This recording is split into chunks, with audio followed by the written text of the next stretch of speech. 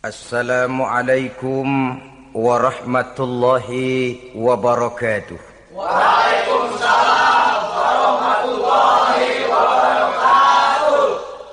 Bismillahirrahmanirrahim. Alhamdulillahi rabbil alamin. Wal aqibatu lil muttaqin. Wala udwana illa 'alal zalimin.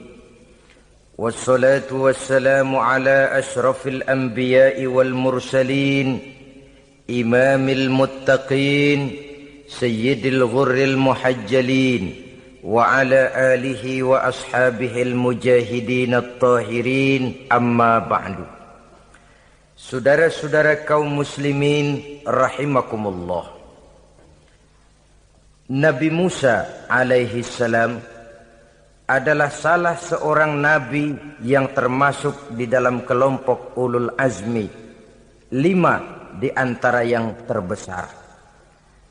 Beliau mendapat gelar kalimullah, artinya rasul yang pernah diajak dialog langsung oleh Allah Subhanahu wa taala. Seperti yang kita maklum bahwa di zaman Nabi Yusuf alaihi salam, beliau membawa serta seluruh keluarganya untuk tinggal di Mesir. Maka berkembang biaklah keturunan Bani Israel di tanah Mesir. Sampai di zaman pemerintahan Ramses II yang merasa khawatir dengan semakin banyaknya keturunan Bani Israel di Mesir akan menghancurkan kekuasaan daripada kerajaannya. Ramses II inilah yang kita kenal sebagai Fir'aun di zaman Nabi Musa alaihi salam. Maka terjadilah kemudian kebijaksanaan yang tidak bijaksana. Orang-orang tua dari Bani Israel dikerjakan secara paksa, membangun bangunan-bangunan mercusuar. Kemudian bayi-bayi dari Bani Israel dibunuh. Orang tuanya disuruh kerja paksa, bayi laki-lakinya dibunuh. Dengan target agar Bani Israel hapus dari permukaan bumi ini. Tetapi kehendak Allah pasti juga akan terjadi. Maka lahirlah Nabi Musa alaihi salam, yang kelahirannya disembunyikan oleh orang tuanya dari pengetahuan umum. Namun bagaimanapun disembunyikan, kekhawatiran itu datang juga di hati ibu Nabi Musa alaihi salam. Allah kemudian memberikan ilham kepada ibu daripada Nabi Musa. Masukkan anakmu ke dalam satu peti, hanyutkan di sungai Nil. Itu dilakukan oleh ibu Nabi Musa alaihi salam. Dimasukkannya bayi Musa ini ke dalam peti, ditutup rapat, dihanyutkan di sungai Nil. Kemudian ibu tadi memerintahkan saudara perempuannya untuk mengikuti kemana peti ini hanyut di bawah arus sungai Nil. Adapun peti ini kemudian hanyut dibawa oleh arus sungai Nil, memasuki istana Fir'aun. Maka permaisuri atau istri daripada Fir'aun melihat peti hanyut itu, diperintahkan tentaranya untuk mengambil peti tadi. Manakala peti terbuka, berisi seorang bayi laki-laki yang sangat mungil, sangat gembiralah istri daripada Fir'aun. Diusulkannya kepada suaminya agar bayi laki-laki tadi diambil saja, dijadikan sebagai anak angkat, dipelihara dan dibesarkan dalam istana. Fir'aun menerima usul daripada istrinya. Maka sejak saat itu dijaga, dipelihara dan dibesarkanlah Nabi Musa alaihi salam di lingkungan istana Fir'aun laknatullah alaihi. Begitulah ia memasuki masa remajanya, tumbuh sebagai anak angkat daripada Fir'aun dengan segala fasilitas yang serba cukup di dalam istana Fir'aun. Sampai pada masanya di mana ia kemudian menyadari bahwa ia sebenarnya bukan dari keturunan orang-orang Mesir, tapi berasal dari keturunan Bani Israel. Sehingga satu hari ketika ia keluar dari istana, ia bertemu dengan orang yang sedang bertengkar, Satu dari keturunan Bani Israel, satu lagi dari orang Mesir. Musa membantu orang Israel ini melerai perkelahian, tapi kemudian Nabi Musa memukul orang Mesir tadi, dan memang hebat, sekali pukul mati. Saudara-saudara, tidak sengaja Nabi Musa itu hanya memukul, memberikan peringatan, tapi mati. Ini disembunyikan oleh Nabi Musa, tapi bagaimanapun disembunyikannya, akhirnya toh tahu. Apalagi Fir'aun sejak awal memang sudah mendapat firasat. Jangan-jangan inilah yang banyak diramalkan oleh dukun-dukunku, ahli nujum di istanaku, bahwa akan lahir seorang anak laki-laki dari keturunan Bani Israel yang akan menghancurkan kekuasaanku, memusnahkan kerajaanku. Jangan-jangan ini orangnya. Sejak hari pertama menemukan bayi Musa, Fir'aun sudah punya firasat ke arah itu.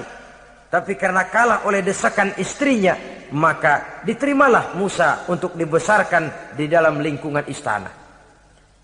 Sehingga akhirnya oleh karena perasaan bersalah ini, Nabi Musa melarikan diri.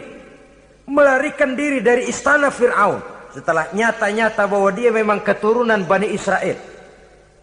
Melarikan dirilah Nabi Musa alaihi salam keluar dari Mesir menuju negeri Madian. Di dalam pengembaraannya, saudara-saudara, di satu lembah, Nabi Musa ketika itu belum menjadi nabi. Pemuda Musa ketika itu sedang beristirahat. Dari kejauhan dilihatnya orang sedang berdesak-desakan. Rupanya adalah pengembala-pengembala kambing yang akan mengambil air dari dalam sumur. Mereka berdesak-desakan, berebut karena sumur cuma satu, yang ngambil air kelewat banyak.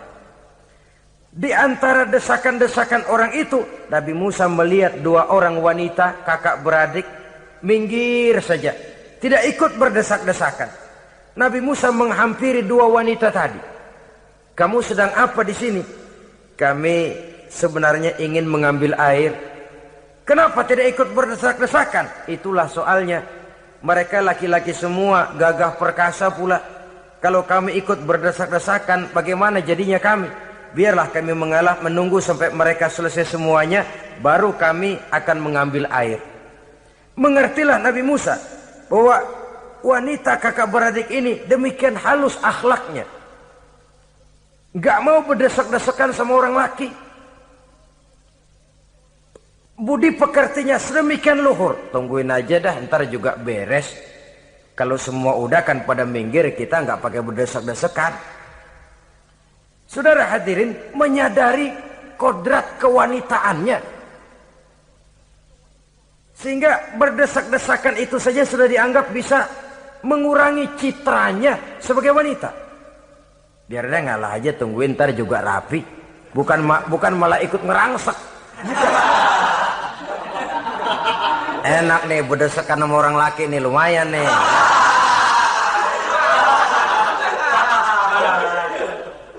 Sepintas itu saja sudah cukup bagi Nabi Musa, pemuda Musa, untuk menilai akhlak daripada wanita itu tadi. Oh, kalau kamu nunggu begini aja lama, kata Nabi Musa. Sudah, sini saya tolongin. Diambil embernya, Nabi Musa ikut berdesakan. Karena Nabi Musa memang kuat badannya. Gak lama sudah dapat air. Sodorkan ke sana. Si wanita segera tahu bahwa pemuda ini begitu baik budi pekertinya, mau menolong orang yang dalam kesusahan. Akhirnya, bagaimana kalau kamu ikut saja ke rumah saya? Bapak saya sudah tua, senang hatinya kalau kamu ikut ke rumah, kenalan sama bapak saya. Ayolah, ayolah, berangkatlah. Dalam perjalanan, si wanita ini berjalan duluan, Nabi Musa di belakang. Kemudian Nabi Musa bilang, sebentar, saya duluan, kamu belakangan. Kenapa rupanya? Angin nakal bertiup menghembus pakaian si wanita, sehingga memberikan gambaran yang agak jelas tentang warna, bentuk, postur badan si wanita itu tadi. Sekarang Musa yang menunjukkan budi pekerti yang luhur. Gak mentang-mentang ditiup angin, nah mumpung nih.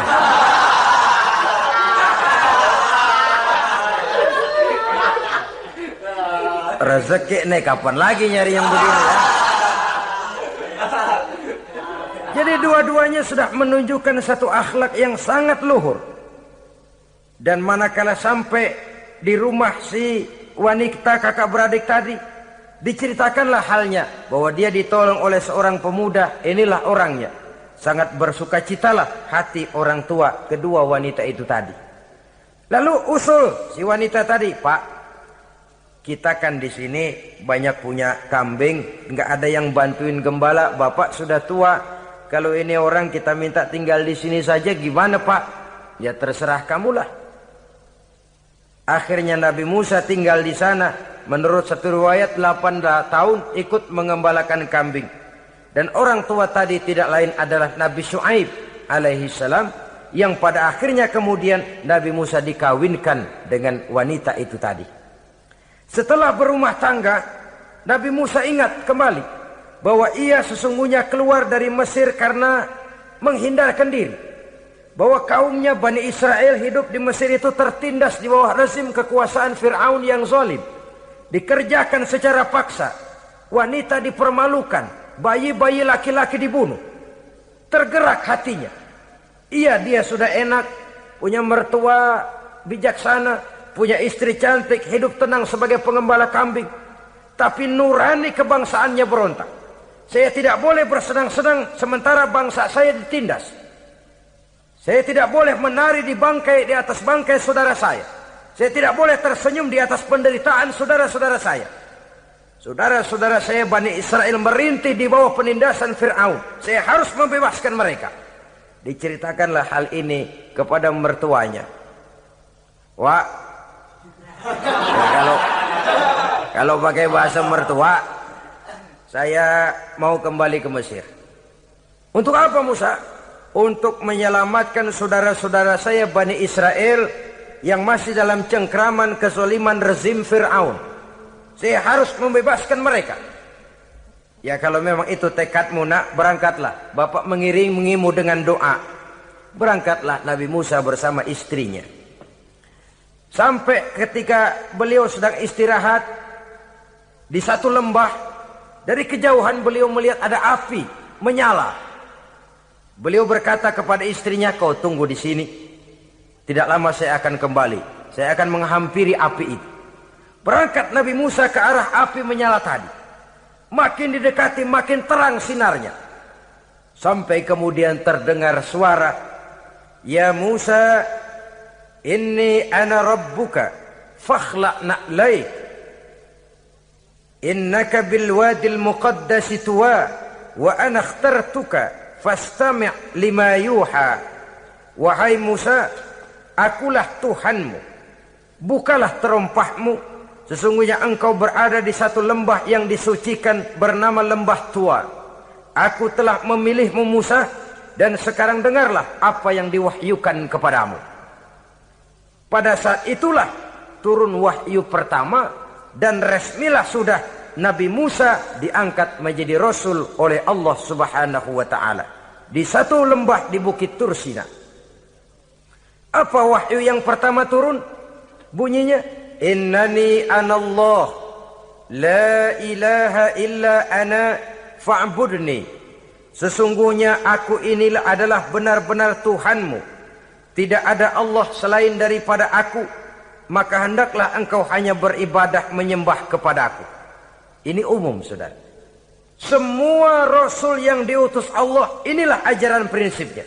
Anallah, la ilaha illa ana. Akulah Allah Tuhanmu. Tidak ada Tuhan lain selain Allah. Semua Rasul membawa ajaran ini. Oleh sebab itu, bukan hanya sekadar percaya kepada Tuhan saja yang penting. Sudahlah, pokoknya kan percaya kepada Tuhan. Iya, Tuhan yang mana?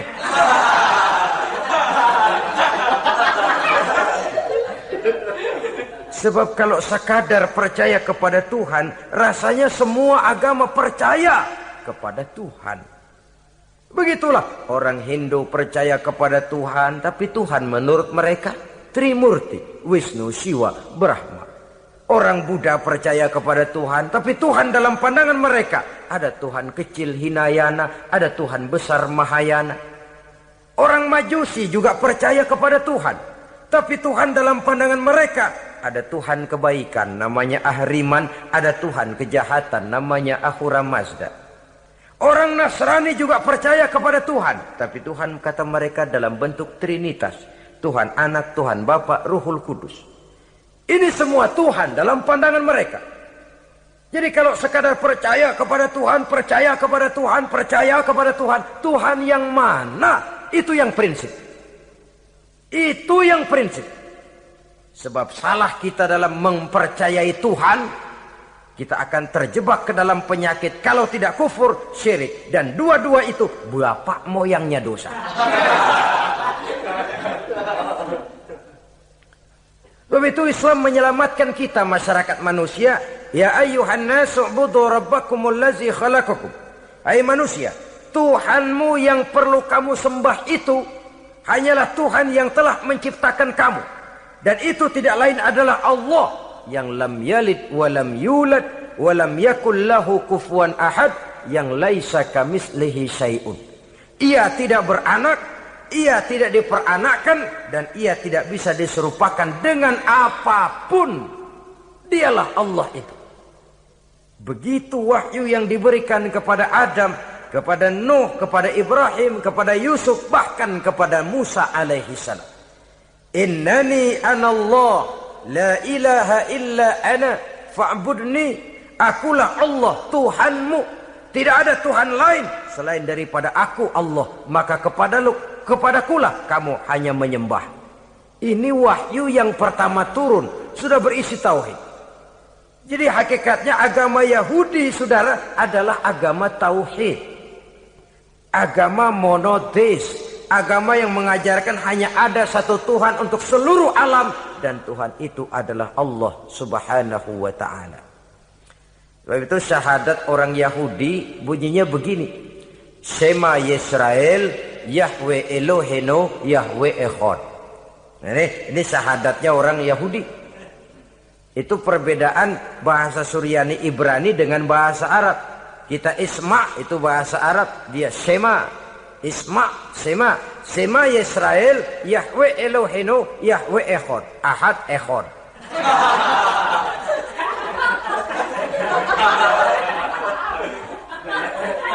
Maksudnya jelas. Shema Yisrael, Yahweh Elohenu, Yahweh Echad.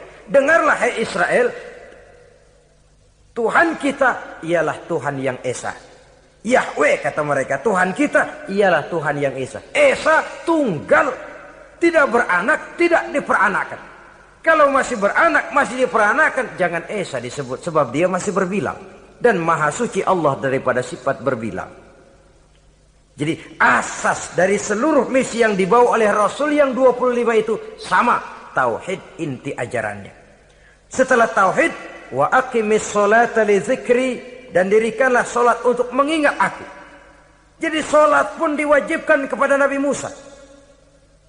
Cuma teknisnya yang berbeda. Bagaimana solat di zaman Nabi Musa, bagaimana solat di zaman Nabi Sulaiman, bagaimana solat di zaman Nabi Muhammad.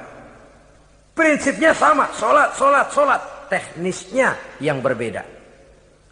Di zaman Nabi Sulaiman, konon solat itu tidak pakai ruku, tidak pakai sujud. Diri saja. Makanya Nabi Sulaiman itu menurut riwayat meninggalnya dalam posisi berdiri. Artinya apa? Dalam keadaan solat beliau itu. Bukan diri ngejedek kayak kita nungguin bus, bukan.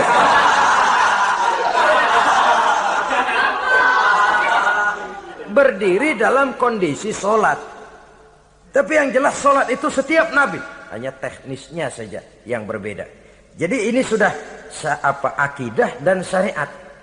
Akulah Allah Tuhanmu, tidak ada Tuhan lain selain aku. Ini kan akidah. Yang kedua, wa aqimis sholata li dzikri, syariat. Dirikan solat untuk mengingat aku. Inna sa'ata atiyatun, sesungguhnya kiamat itu pasti akan datang. Ini juga sudah urusan beriman, percaya kepada yang gaib. Saudara-saudara kaum muslimin rahimakumullah. Setelah mendapat wahyu ini, turunlah perintah Allah kepada Nabi Musa. Apa kata Allah? Izhab ila fir'auna innahu tagha. Sekarang Musa, berangkatlah kamu menuju Fir'aun.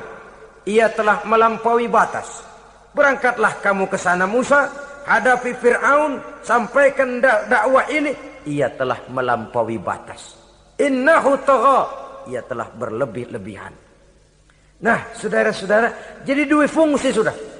Kalau pada mulanya Nabi Musa berniat kembali ke Mesir hanya untuk membebaskan kaumnya Bani Israel, sekarang malah bertambah. Tidak hanya sekedar itu, malah lebih utama adalah menyampaikan risalah, menyampaikan misi kerasulannya, menyadarkan Fir'aun, menegakkan tauhid, mengembangkan syariat.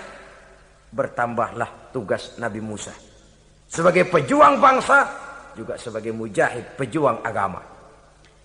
Pada mulanya sebagai pejuang bangsa tuh, artinya Nabi Musa ini kembali kepada Fir'aun di Mesir, tujuannya tadi kan cuma untuk membebaskan Bani Israel kaumnya. Ini pejuang bangsa. Tapi di tengah jalan ia mendapat wahyu. Berangkat kau kepada Fir'aun, innahu tagha, ia telah melampaui batas. Sadarkan dirinya, canangkan tauhid, sampaikan syariat. Bertambahlah tugasnya. Lebih daripada sekedar pejuang bangsa, ia juga pejuang agama, pejuang tauhid. Dwi fungsi. Kadang-kadang ada pejuang agama tapi tidak pejuang bangsa. Kadang-kadang ada pejuang bangsa tapi tidak pejuang agama. Nah, saudara-saudara kaum muslimin rahimakumullah, idealnya ya kedua-duanya. Ya pejuang agama, ya pejuang bangsa juga. Mendapat tugas seperti ini, apa permohonan Nabi Musa alaihi salam? Beliau berkata, qala rabbi shrah li sadri wa yassir li amri wahlul 'uqdatam min lisani yafqahu qawli waj'al li waziran min ahli Haruna akhi usdud biha uzri. Ini permohonan Nabi Musa ketika dilantik menjadi rasul. Diberikan tugas, berangkat kau ke Mesir, sampaikan risalah ini kepada Fir'aun, karena ia telah melampaui batas. Apa permohonan Nabi Musa? Rabbi syrah li sadri, ya Allah, lapangkan hati saya. Wa yassir li amri, mudahkan urusan saya. Wahlul 'uqdatam min lisani, buka kebekuan lidah saya. Yafqahu qawli, sehingga mereka mengerti apa yang akan saya bicarakan. Ini kondisi dasar.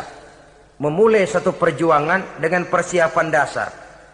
Apa permohonan pertama? Isyrah li sadri, lapangkan jiwa saya. Menghadapi musuh dengan jiwa yang lapang itu penting. So, kalau kita menghadapi musuh dengan jiwa yang sempit, kita sudah kalah sebelum perang. Menghadapi musuh dengan jiwa yang lapang, artinya masih berharap kalau dia mau mengikuti ajaran ini. Jadi pada tahap pertama itu datang bukan sebagai orang yang mau membasmi, tapi sebagai orang yang mau menyelamatkan. Ini perlu jiwa yang lapang. Sebab dakwah Nabi Musa itu kan pertama menyadarkan Fir'aun dulu. Nanti akan kita lihat setelah disadarkan dengan kata-kata, tidak kena juga dengan bukti berupa mukjizat. Masih bandel juga. Musa mohon supaya dikirim bencana. Masih nggak mempan juga, habis deh urusan. Jadi ada tahapan sesuai dengan kemungkinan Fir'aun bisa menerima. Sama juga bayi itu kan kalau baru lahir ke dunia, brol, kasih susu emaknya dulu. Gedean dikit, bubur.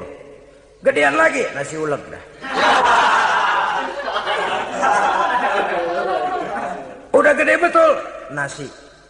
Udah gede banget, jengkol jijelin.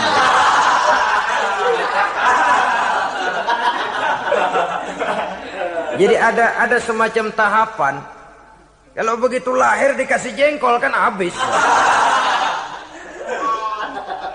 Peringatan dulu. Setelah peringatan, bukti berupa mukjizat. Dihadapkan dengan sihir, menang mukjizat. Masih tidak mempan juga, teguran, dikirimkan azab, dikirimkan bencana. Masih tidak mempan juga, sudah ditenggelamkan oleh Allah di Lautan Merah. Itu akan kita ceritakan kemudian nanti. Jadi apa yang diminta oleh Nabi Musa, ya Allah, lapangkan hati saya menghadapi Fir'aun ini. Fir'aun CS, Fir'aun, Haman dan lain-lain. Dan jangan lupa Fir'aun itu cuma ya hakikat tapi juga simbol. Hakikatnya memang ada yang namanya Fir'aun itu. Simbol karena Fir'aun selalu berkembang. Di setiap zaman, di setiap tempat Fir'aun selalu ada. Cuma liciknya Fir'aun ini kemana dia pindah, ke situ dia ganti nama. Orang sering lupa padahal isinya Fir'aun. Namanya bisa Hitler, namanya bisa Mussolini, namanya bisa Stalin, tapi isinya Fir'aun. Kemana dia tinggal, di situ dia ganti nama. Simbol dari kekuasaan yang terlepas dari kontrol iman. Simbol dari kekuasaan yang menyebabkan orang lupa diri dan lupa daratan. Dan sebenarnya mah Fir'aun mulanya cuma raja tuh. Raja doangan dia. Cuman kelamaan jadi raja, kagak mau turun-turun. Akhirnya dia menganggap tidak ada yang lebih tinggi daripadanya. Apalagi ketika Nabi Musa datang mengajarkan ada Tuhan lain, yaitu ada Tuhan yang sebenarnya yaitu Allah. Lah Fir'aun sampai kepada puncak kekurang ajarannya memproklamirkan diri sebagai Tuhan. Ana rabbukumul a'la. Bukan karena kebodohannya sebenarnya, tapi karena gengsi kekuasaannya. Nah ini, gengsi kekuasaan ini sering menyebabkan orang overacting. Fir'aun bukan bodoh, bukan. Fir'aun bukan tidak tahu kalau Musa itu benar, tahu. Fir'aun bukan tidak ngerti kalau itu mukjizat, sihir kalah, tahu. Tapi gengsi kekuasaan. Gua kan raja, masa di depan rakyat tunduk sama Musa, gengsi dong.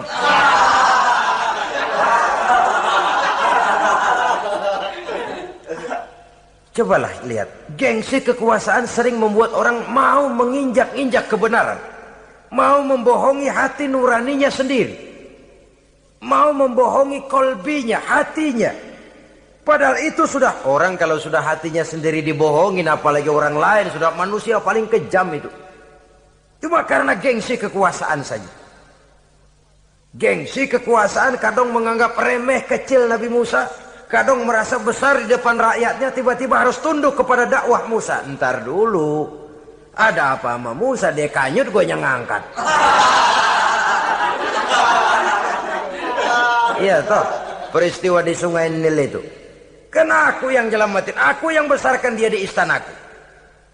Gengsi kekuasaan sering menyebabkan orang overacting. Bukan karena kebodohannya, dia tahu itu benar. Tapi dia berat untuk mengikutinya. Kenapa? Gengsi kekuasaan. Inilah watak Fir'aun. Oleh sebab itu Nabi Musa minta, ya Allah, lapangkan hati saya menghadapi orang kayak Fir'aun ini. Wa yassirli amri, dan mudahkan urusan saya.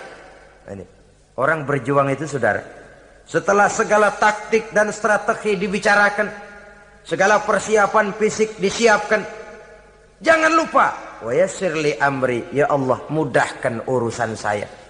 Sebab sepanjang yang bisa kita lakukan hanyalah berusaha dan berusaha. Kepastian, ketentuan, hak prerogatif daripada Allah Azza wa Jalla. Kalau Allah memberikan kemudahan, satu dunia orang mau menghadang, no problem.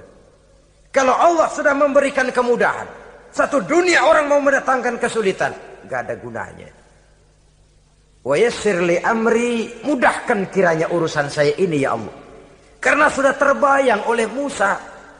Pertama faktor psikologis. Bagaimanapun Fir'aun itu kan bapak angkat sendiri.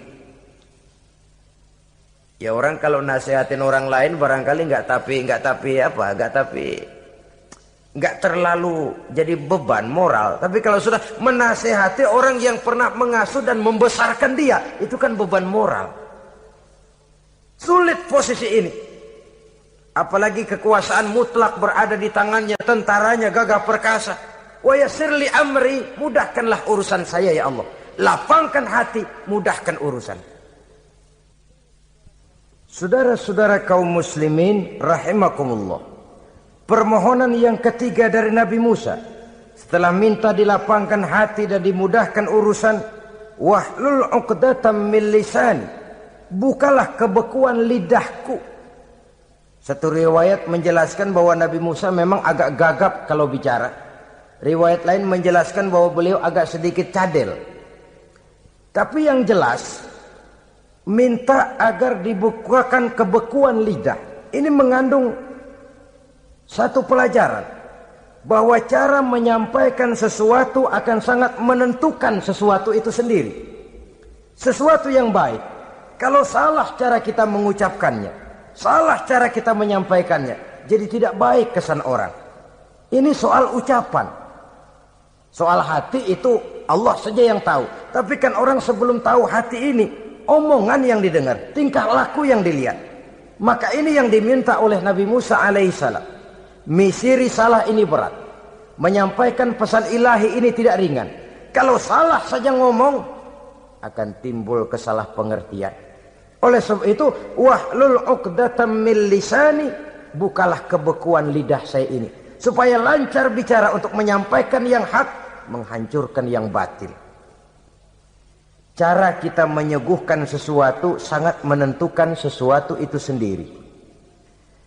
Saudara datang ke rumah saya, yang saya suguhkan cuma segelas teh pahit dan singkong goreng, tapi kalau dengan kata-kata yang menyentuh, enak didengar telinga, nggak berasa tuh singkong goreng. Sebaliknya yang disuguhkan makanan mahal, mewah, lezat, caranya kasar, omongannya nggak enak didengar. Makan dah sikat abisin deh, gue tau lu lapar, abisin deh.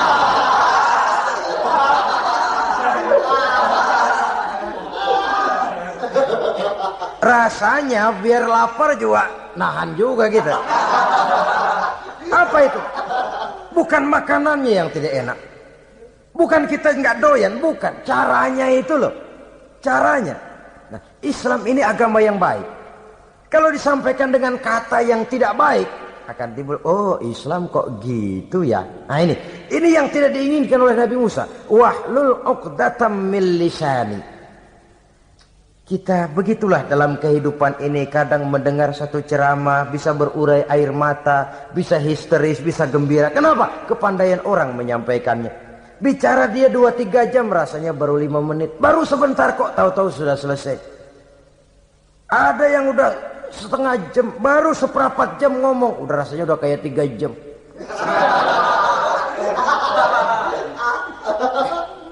Kita udah berbisikkan, udah dah. Wahlul 'uqdatam min lisani. Targetnya apa? Yafqahu qauli, agar mereka memahami.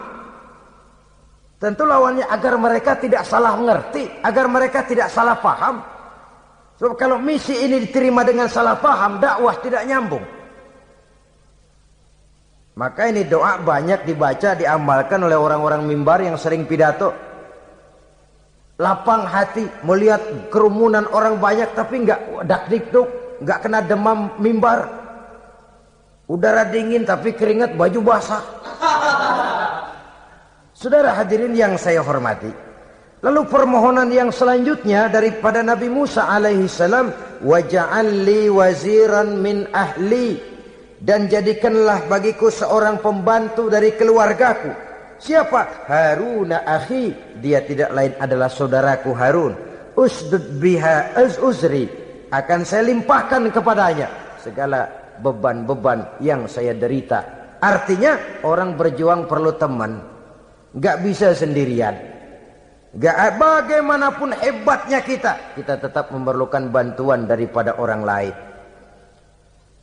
Sendiri memang lebih baik daripada berteman orang jahat. Tapi berdua lebih baik daripada sendiri. Bertiga lebih baik daripada berdua. Makin banyak, makin baik. Untuk satu persoalan yang besar, memerlukan kebersamaan. Begitulah Nabi Musa memberikan contoh. Saya tidak bisa berjuang sendiri. Saya minta dibantu oleh saudara saya Harun. Jadikan dia pembantu saya. Tempat saya membagi suka dan duka dalam perjuangan ini. Tempat saya bercerita, tempat saya mengeluh, tempat saya melarikan persoalan. Sebab beban hati itu akan berkurang kalau kita ada tempat kita bercerita. Nah, saudara-saudara, berangkatlah Nabi Musa ke Mesir. Kemudian mulai menyampaikan dakwahnya kepada Fir'aun, laknatullah alaih. Fir'aun mendengar Musa datang kembali. Kemudian terjadilah forum dakwah itu. Apa kata Fir'aun? Musa, kamu kemana saja? Saya pergi ke Madian. Apa yang kamu lakukan? Begini, begini, begitu. Kamu melarikan diri? Pada mulanya iya. Dan sekarang apa maksud kamu datang kembali ke Mesir? Semula saya ingin membebaskan kaum saya Bani Israel. Lalu saya kemudian menerima wahyu dari Allah. Ditugaskan, diperintahkan langsung oleh Allah, Sang Maha Komandan, untuk datang menemui Tuhan, menyadarkan Tuhan dari kesesatan selama ini. Siapa Allah itu Musa? Allah adalah Tuhan saya dan Tuhan juga dan Tuhan seluruh alam ini. Baru nih Musa. Saya baru dengar nih. Ada yang begini nih. Tuhanlah pakai nggak kelihatan. Tuhanlah cuma satu. Yang Tuhannya banyak aja masih kelaparan.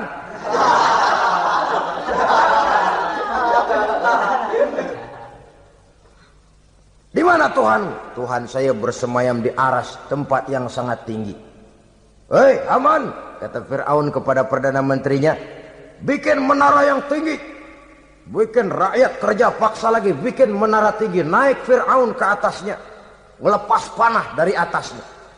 Menurut satu riwayat, panah itu ditangkap oleh malaikat, ditublaskan ke ikan, lalu dikembalikan lagi kepada Fir'aun dalam kondisi di mana panah itu berdarah.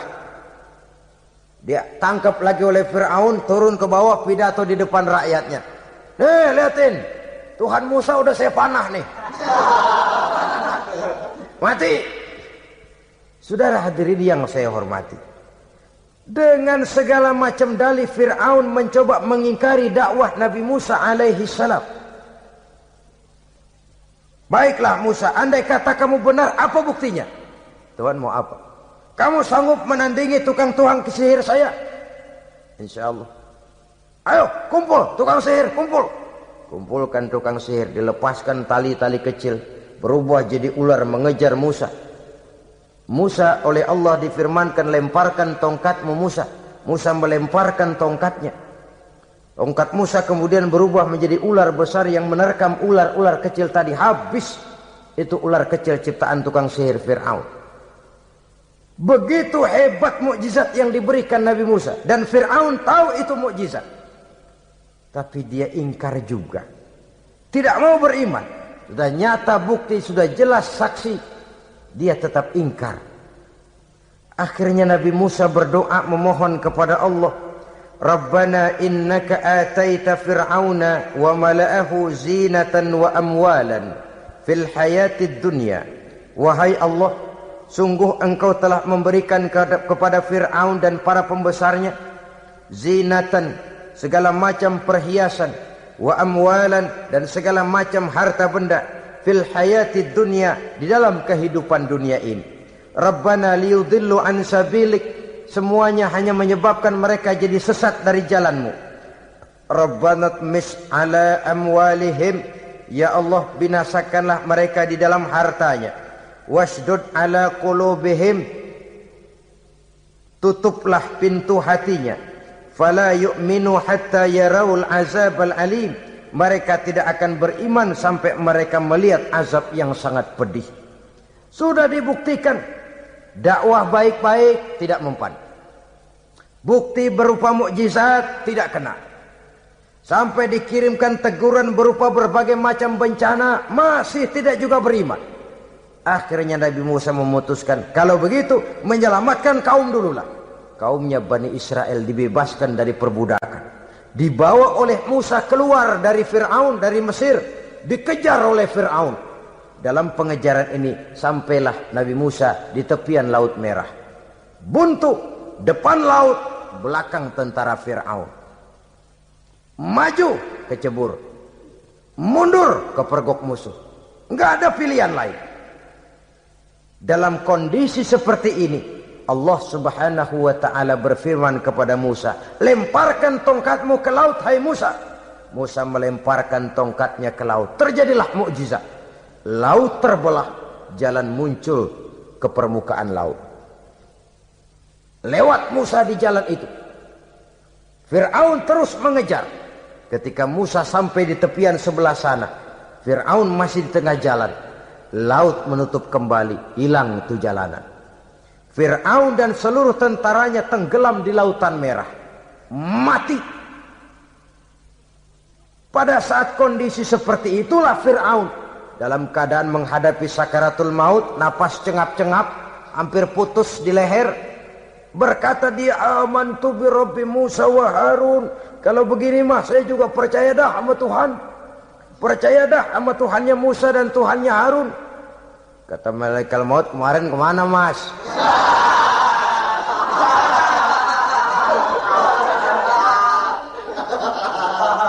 Sudah gini hari baru mau percaya, terlambat. Terlambat. Akhirnya Fir'aun mati. Mati, tapi badannya utuh. Allah berjanji, wa kadzalika nunajjika bi badanika litakuna liman khalfaka ayah. Kami selamatkan badanmu Fir'aun agar menjadi pelajaran bagi orang-orang sesudah kamu nanti. Fir'aun mati, tapi badannya selamat terdampar di tepi pantai. Oleh rakyat Mesir, wah ini raja kita nih. Raja kita, ketemu. Hidup, mati.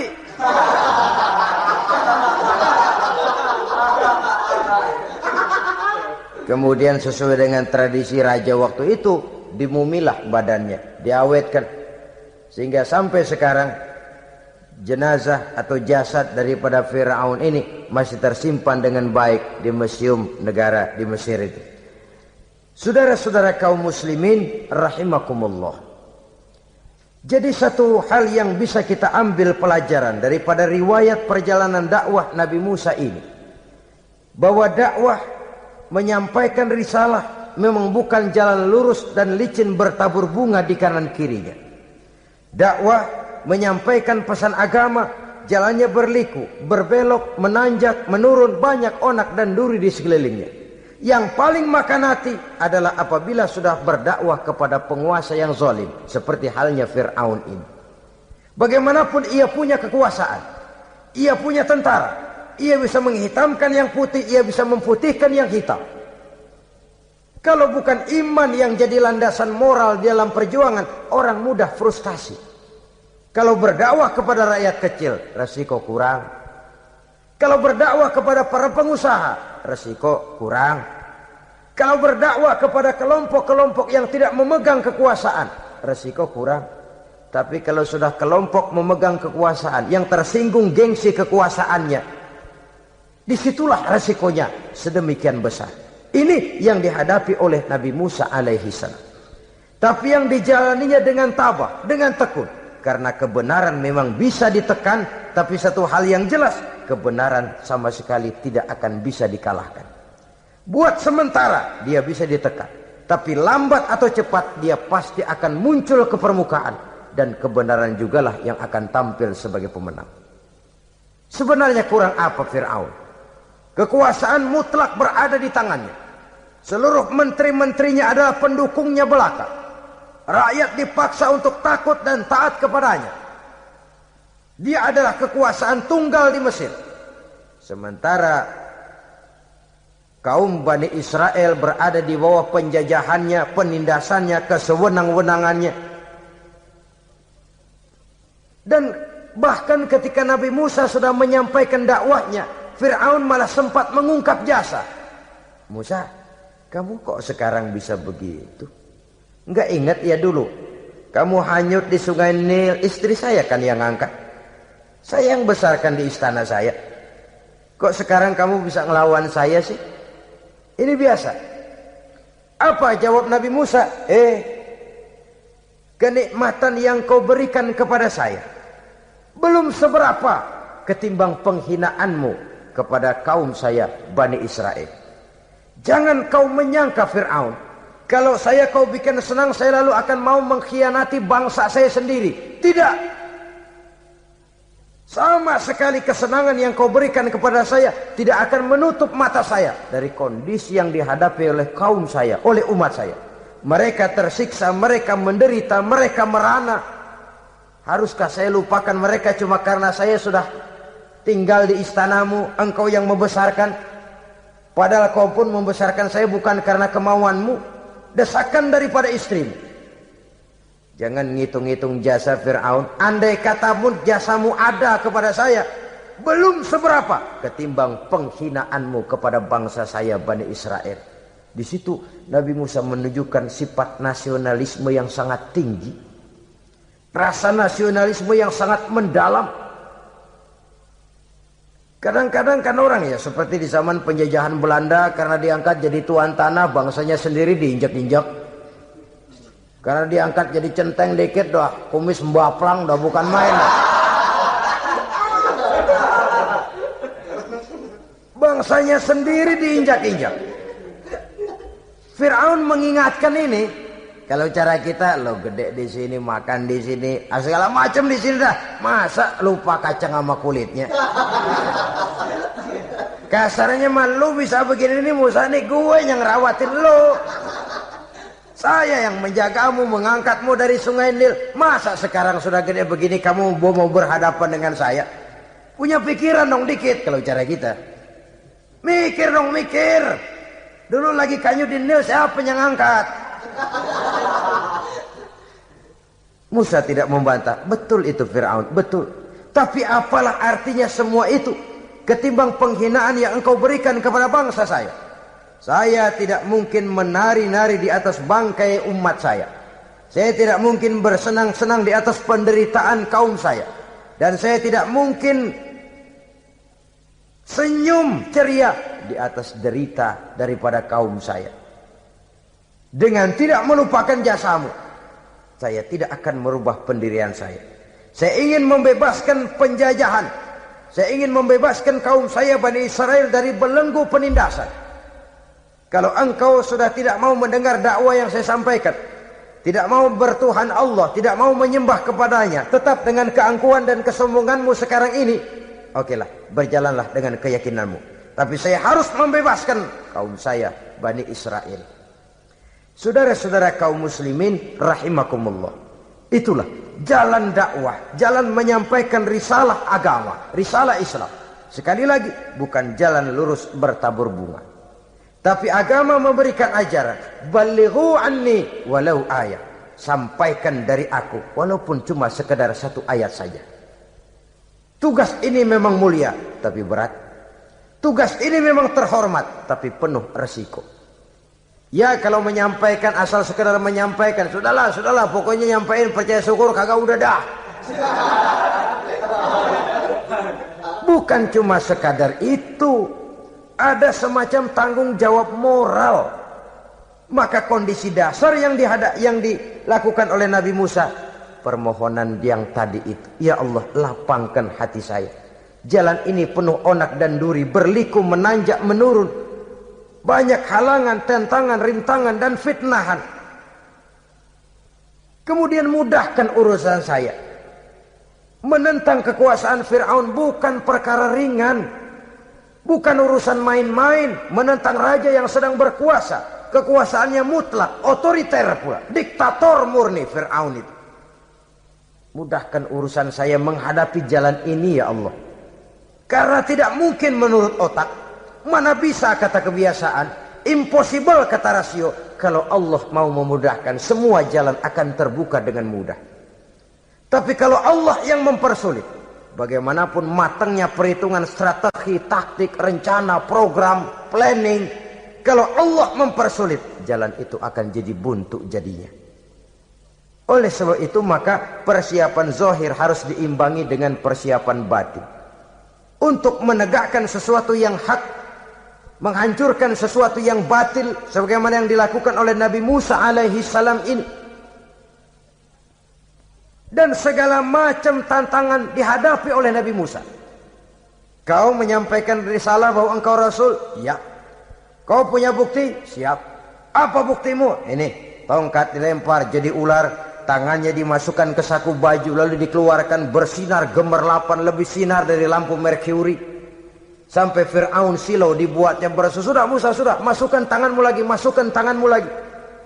Dia tahu, dia sadar itu bukan sihir, tapi lagi-lagi gengsi kekuasaannya.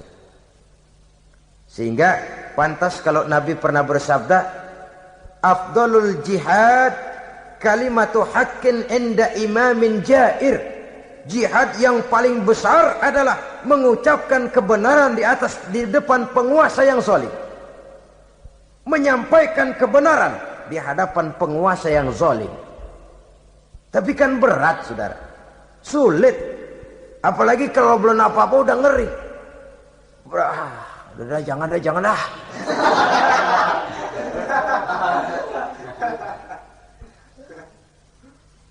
Itu sebabnya Ishrah li sadri, lapangkan hati saya.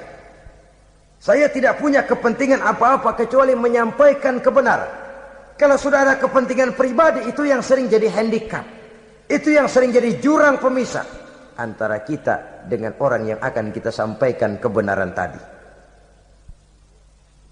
Saudara-saudara kaum muslimin rahimakumullah, maka terasa benar relevannya doa yang diajarkan oleh Rasul kepada kita.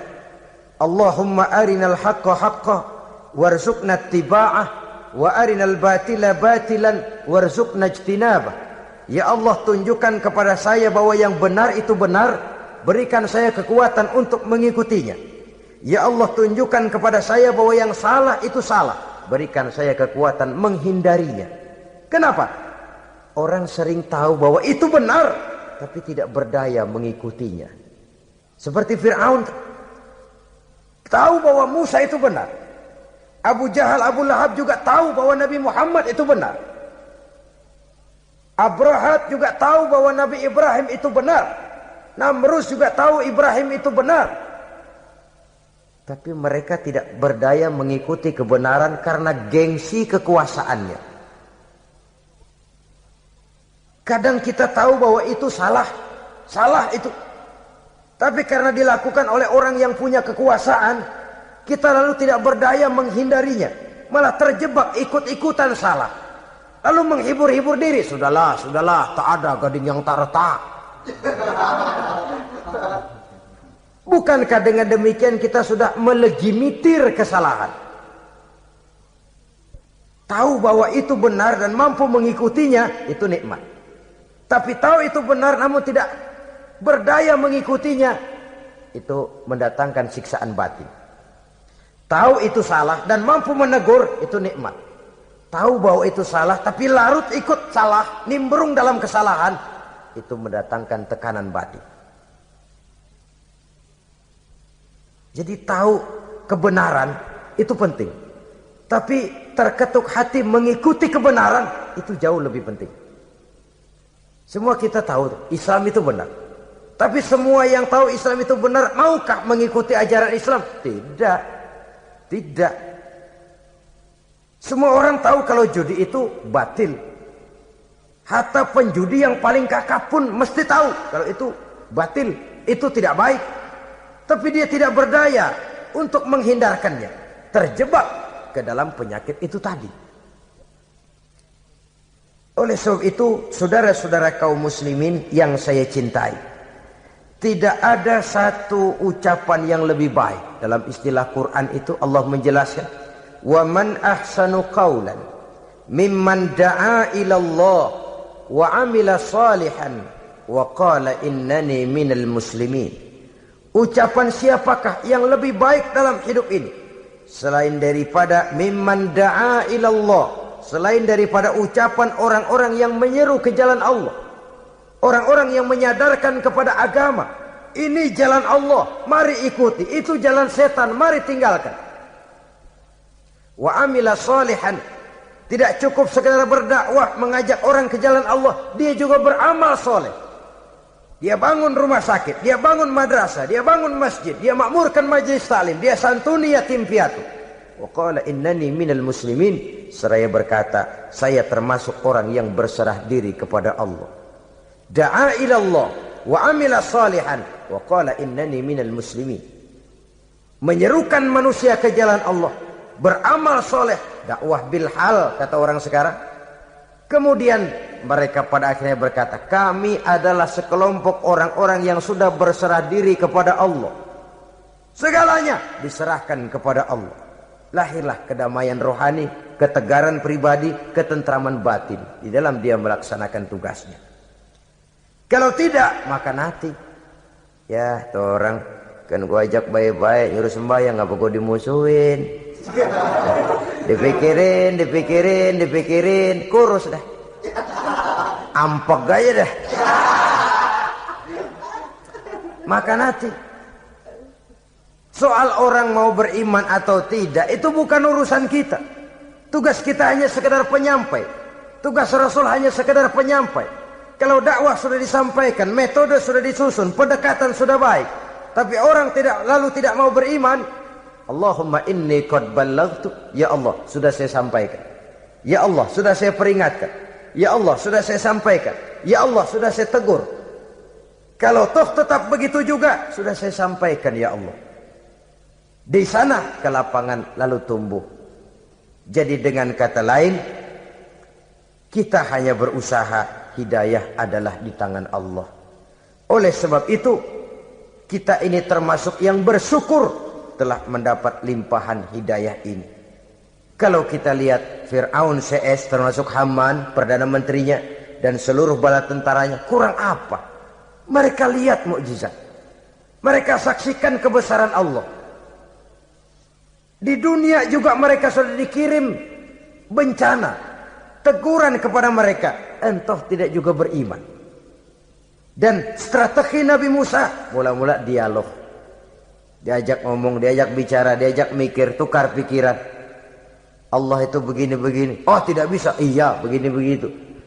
Masih tidak percaya juga, dibuktikan mukjizat, tongkat jadi ular, tangan bisa mengeluarkan sinar. Masih ingkar juga, keluar doanya nih, doa yang ada dalam surah Yunus ayat 88-89. Rabbana tmis ala amwalihim, ya Allah cukup dah. Seruan sudah disampaikan, peringatan sudah diberikan, mukjizat sudah mereka lihat, tapi nggak juga mau beriman. Buresin aja harta bendanya dah. Habisin aja, habisin dah. Dikasih perhiasan kehidupan dunia. Innaka ataita fir'auna wa mala'ahu zinatan wa amwalan. Dikasih harta, kesenangan dunia, bikin sesat. Habisin aja dah. Wasdud ala qulubihim, hatinya empat dah. Udah dipatri, udah enggak mempan apa-apa. Sudahlah ya Allah. Wala yu'minu hatta yaraul azabal alim. Rasanya mereka memang enggak bakalan mau beriman kalau belum melihat azab yang sangat pedih. Dan memang setelah timbul tenggelam, napas mau sekarat, baru beriman. Terlambatlah sudah. Nah, saudara-saudara kaum muslimin rahimakumullah, bagaimana akhir daripada perjalanan Nabi Musa ini, insya Allah akan kita bicarakan pada pertemuan berikutnya. Terima kasih atas perhatian saudara. Mohon maaf atas segala kekurangan. Wassalamualaikum warahmatullahi wabarakatuh.